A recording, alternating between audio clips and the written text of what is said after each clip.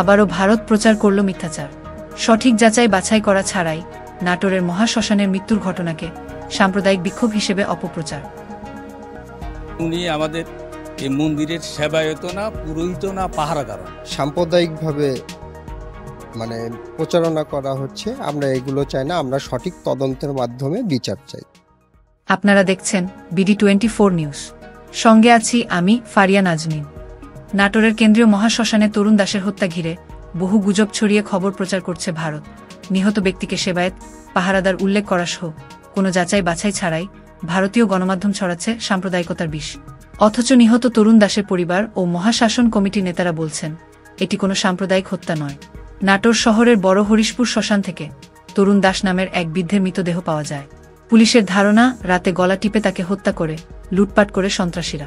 উনি ওখানকার সন্ন্যাসী হিসেবে থাকতো, সেবায়ত বা উনি পাহারাদারে কেউ ওখানে ছিল না, উনি নিজে ইচ্ছে ওখানে থাকতো। সেই 25 বছর হলো। তরুণ দাসকে বিভিন্নভাবে তাকে পরিচিত করার চেষ্টা করা হয়েছে, বা কেউ সেবায়েত, কেউ পাহারাদার, কেউ পুরোহিত।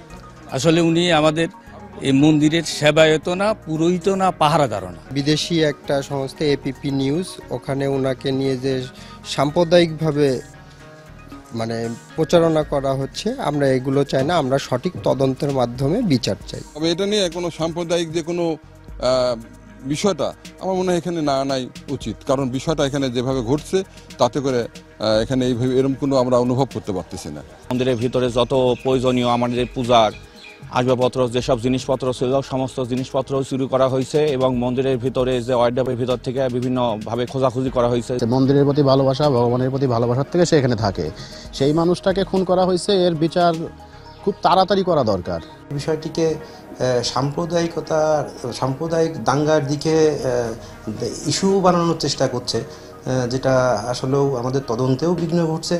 আবার এটা আন্তর্জাতিক ইস্যু বানানোর চেষ্টা করছে, যেটা আমাদের আসলেও কাম্য না।